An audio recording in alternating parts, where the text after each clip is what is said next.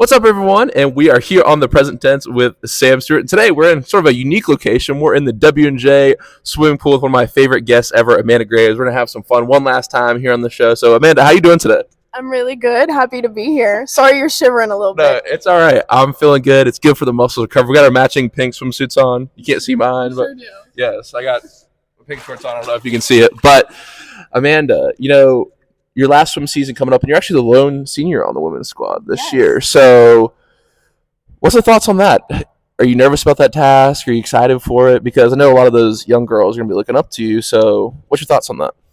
Well, generally speaking, I think it does definitely get tougher to continue doing athletics as you go through your academic programs. It gets a little bit more rigorous once you get to junior and senior year. So I definitely understand why roster sizes can shift and vary at that point. For me, I'm really excited to do this season. It's really bookending it, but also coming off of last year, I didn't really do much last year. That was all about recovery and just getting back legitimately on 2 feet.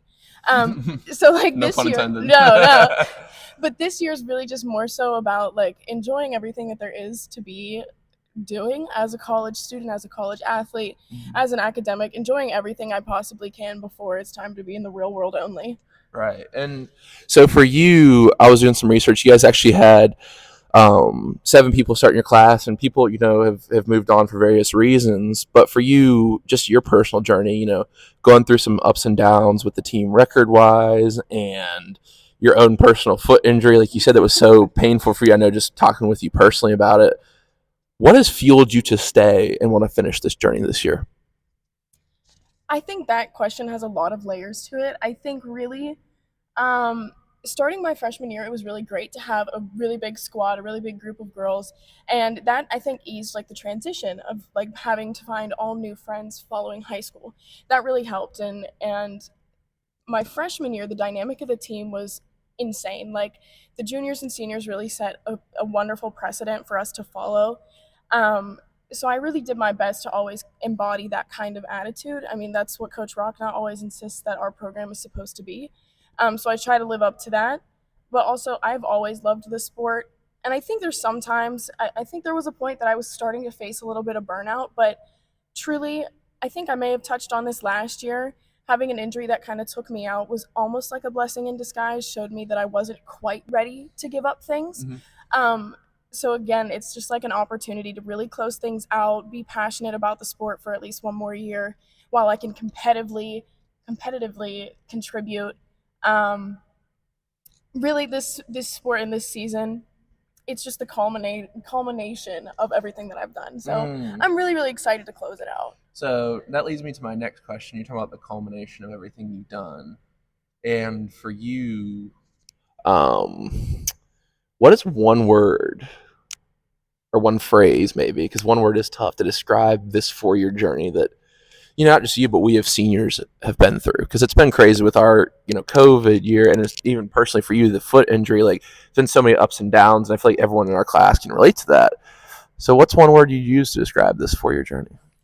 I think if I had to use one word, I would use persevere. But if I could be permitted a couple more, Okay. maybe persevere and adapt. Mm. I think our whole class can really, really understand the feeling of having to adapt to a various environment, a continually varying environment. But also, whatever struggles you're going through, whether that's like actual injury, whether that's academic, whether that's social problems, whatever it might be, you always have to move on and really persevere and see through all of the crap and be able to just focus on what it is that you want to accomplish. Just be the best that you can that day and just continue to show up.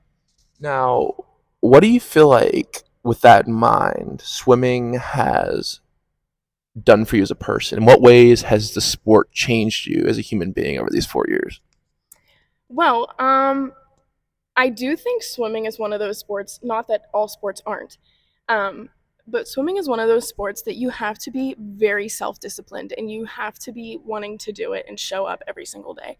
And, like I said, not that other sports don't do this, but swimming sucks. It is a tough ass sport. Like, you think I want to stand here in the pool and like shiver? And talk to Sam Stewart? No, definitely not. um, but like it's a tough sport, and if you don't find like something that's fun about it, whether that's the people you're around or finding like comfort in working hard. Whatever it is, like this sport is so difficult, but I mean, I wouldn't change anything about it. Wow. Yeah. So for you, why do you feel like people love sports? Why do you feel like people push themselves? I had the cross country girls on last night, and that's like, some kind of sport right there. Swimming, same thing. It's like, why do you feel like people get in love with their sport? I've asked you and several other people on the show, like, when did you fall in love with your sport? But I don't know. It's a question. Why do you think people fall in love with sports to start with? Well, one, I think that people are inherently competitive. Mm. We always like want to be the best. Mhm. At least, like some people do. Um, but also for me, it's almost like an escape from everything else. Like when I get in here, I don't have to think about I don't have to think about anything. I can get in, I can stare at the black line on the bottom of the pool and just Right. swim and make the time. Right. Like it can be a distraction, it can be an escape from whatever's troubling you. But also like when it comes to like fantasy sports or like anything else that's super attractive to people, like um, competitiveness seems to create an environment of like camaraderie. So Mm. ultimately, I think it comes down to that. Right. And I think that one thing you said there is the way it's an escape. And I think that when you push yourself harder, longer than you think you could, whether it's a skill that you're working on and doing it endlessly, or a sport like this where it's more endurance based and you're physically testing yourself. I feel like what it comes down to at the end of the day is you are so concerned with chasing that goal that everything seems to fade away. And I think sometimes in life, like with whether it's like friendships, relationships, we can always have bad things that come with that. But if you're so focused on just one part of, I believe what I'm trying to say really is like, if you're focused so much on one thing, chasing that goal, there's not many activities in life where we have one goal, where it's like a friendship or a relationship or grades. Like there's so many, like we want to get this grade together. Like sports is the one area. It's like we do it just to chase that one goal. There's no goal behind it. It's like we want to accomplish this time just because it's the time, just because it's a bettering ourselves. You know what I mean? There's no secondary. There's no after this. It's like there's that singular goal in front of you. And I think that circle and the fact that there's kind of that start and end point, literally end metaphorically, I think it's so attractive to people because whether it's a game, a meet, whatever, it's like if we win this game, nothing else matters. It's just you're in the moment, you get the goal done. There's no ifs, ands, or buts about it. There's a winner and a loser. And I feel like that's hard to discern in life sometimes when you're in other situations. So I think sports gives people that kind of closure in a way that doesn't come with other stories in life. If I may, I also think that sports gives a lot of us a sense of identity. And I've been thinking about this a lot. Like one, my boyfriend Adam, he graduated last year and he played football at WNJ. You know him. But I think something that I've seen him kind of start to go through and something that I'm starting to think about is after being in a sport for 20 years of your life, who are you after you're no longer part of that team? Like your identity falls so heavily with what it is that you do, whether that's being a student or whatever your profession is or whatever your sport is. And sports have really taken over a lot of our lives. So what is it that I'm going to focus my energies toward when I'm no longer a swimmer? Or what are you going to do when you're no longer a baseball player? Like things like that. Identity is a lot of what athletics are. And I think one thing that you said too, maybe just to give an interesting maybe spin off on that, is I think we still need competition as people. Like I don't know what activity you're gonna do. I don't know if it's like pickleball or I want to do some like pickleball and some fun things like that. Just pick up basketball, yeah, beer league softball or whatever. But I also do want to like maybe like do marathons. And you've seen me here a couple times. Maybe I want to do get a lot better at swimming and maybe try to do like a triathlon or something. Yeah, just because like I was saying, you have that singular focus and that's part of that escapism that sports gives you. So I feel like that doesn't necessarily have to end after college. You can still push yourself in different ways. And for me, like I want to do different sports because I've done baseball for so long. I don't know about you, but maybe you want to do some activities besides swimming. Maybe. Yeah, like you know what I mean? Just some things that are different but still competitive though, because I think as people we do need that competitive edge because it gives you the camaraderie, it gives you that single goal you can focus on in the moment. So I think it's a great point, and I think that's really interesting. And great segue to that question. I don't know if you're reading my notes right here, I but did not. I was thinking before the show, I was going to ask you this question. I've been thinking about this a lot. What is something you're hoping for in the next chapter of your life? Well, the next chapter of my life is going to involve a lot of transitional periods, whether that's going into like a professional career or considerations of moving out of my house or thinking about, do I want to stay in Pennsylvania for the rest of my life? Things like that. But to take it in smaller bites, there's definitely some other interests that I'd like to pursue that we kind of touched on just a Mhm. little bit ago. I'm part of the outdoors club here, but because of swimming, there's like a lot of things that I can't participate in. Like there's camping trips or there's kayaking trips or whatever. And I've mentioned kayaking before. I love Right, it. on the show several times. Right. And I want to like do more outdoorsy things. I've enjoyed going camping with my family over the summer. So I think doing things like that, breaking up my days, breaking up the monotony of being a professional, being able to try new things that I've been thinking about, that's something I want to focus on going forward. Now, just to touch on that point, congratulations on getting the accounting offer. So, can you tell us a little bit about that? I can. I can. I currently have an outstanding offer with Deloitte for a full-time audit position that I'm very excited about. Congratulations. Thank you. Thank That's you. awesome. And so, one thing that I was thinking about when I was asking this question, because I feel like, I've got to know your answers over the show and things. And I think some of the things that I've heard from you and a lot of other people who've been consistent guests on the show is like the camaraderie that sports brings people, the camaraderie that college brings people. And I just saw a tweet the other day, and sometimes it's silly stuff, but this was actually like a really thought provoking tweet, and it was that cities should be more designed like colleges, because in college we can walk everywhere. You have living spaces where people can interact. There's lots of seating areas for multiple people to sit down and have a conversation. The cafeteria is pushed with multiple tables together. Like, how many restaurants do you see where you're eating with like random people on any given day, right? And I think for me that's been one of the most rewarding things. But also, like, I know when people graduate, it can tend to be a situation of like, okay, now I'm just kind of on my own. I don't have that social interaction. So I'd say that what I'm looking forward to most is just being part of a new group of people. And I'm excited and a little nervous to establish that new group, because I feel like that's going to be so important for me after college. It's like I've had, you and so many amazing other people, just being able to talk to them for hours like this, just one-on-one conversations and comms and all these different just stories I've heard from people. Like, I don't want to just go on my own now. I want to meet a new group of people, whatever that is, whether it's in a different country, whether it's right here in Pittsburgh, whatever happens. Like, I feel like people say that college is the best time of their lives because you do have that support system around you, those friends. Do you know what I mean? Yes, it's absolutely like a small community. And even things like when you move into the suburbs and then you're going to the PTO meetings and stuff, that can only be so much of community. Having the access of being able to walk everywhere and sit in a commons with everybody, or have shared study space that forces relationships that wouldn't have otherwise been there. Right. Sometimes forces them, yes. Right. It sometimes forces them. But I do agree that like finding a new community and finding a sense of belonging in a new group is going to be very rewarding.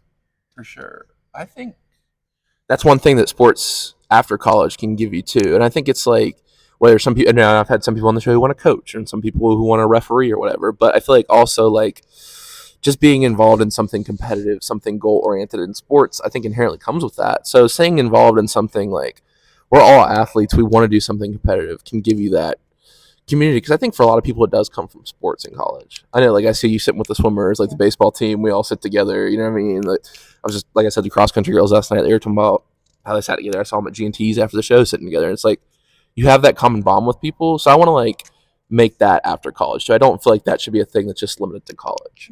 But I feel like that's part of the reason people say like, oh, college is the best time of your life, is because you have that social kind of organization that you're with. You see the people in your dorm, you see the people in class.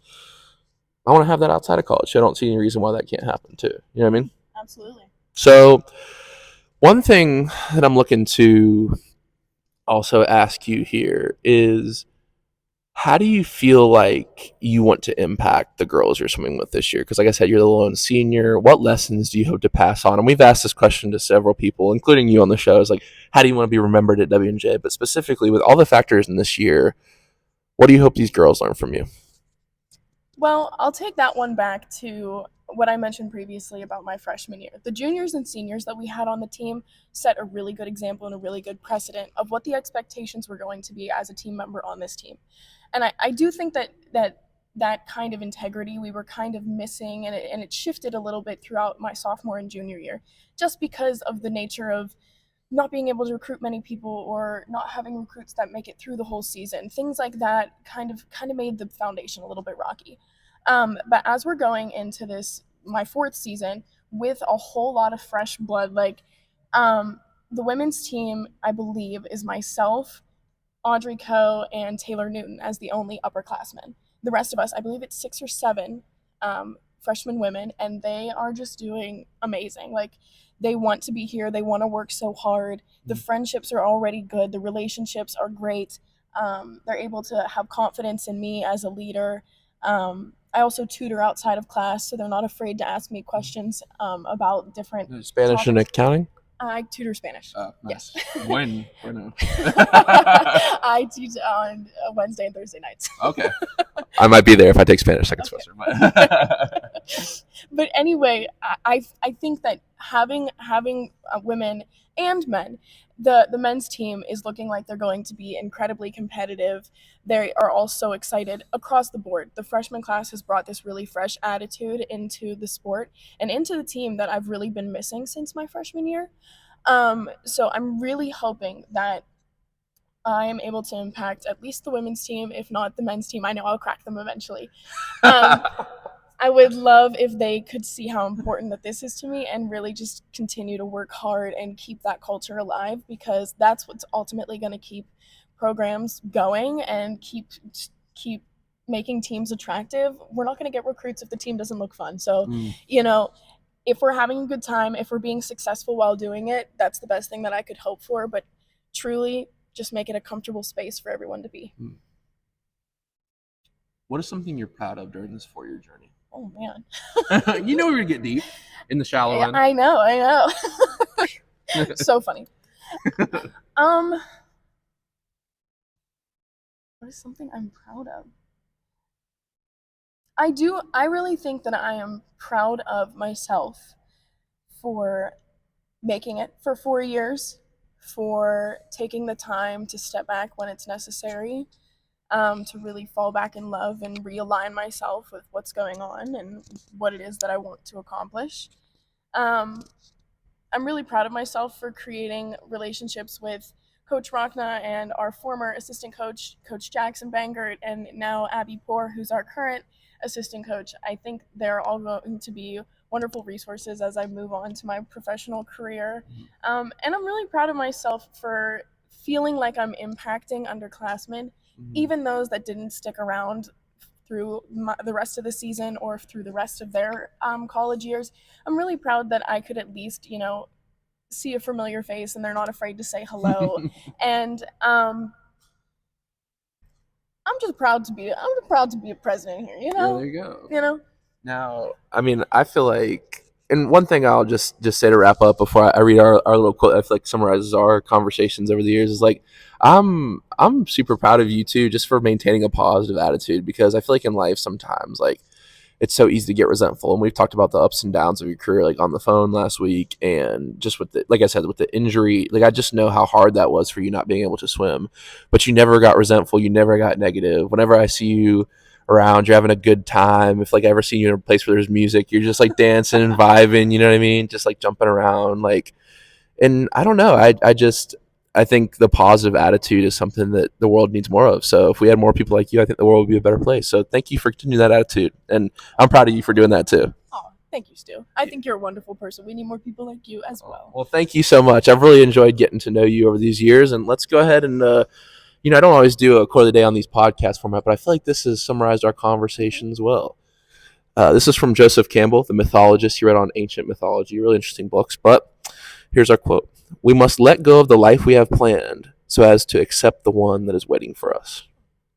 So, I think over these 4 years, we've learned that you don't really know what's waiting for you, but I think it's what is supposed to be waiting for you that counts. And I think there's a lot of good stuff that I'm excited to see what is waiting for us next. So that's what I will say. So, Thanks. Amanda, thank you so much. Thank you for being a great friend, and thank you for being part of my story here and part of the story of the Present Tons. Of course. Thank you so much for having me. Thank you for allowing me to be a repeat guest. It's been my pleasure, and I'm happy to be here. All right. Thank you, everyone. Have a good day. Remember to live.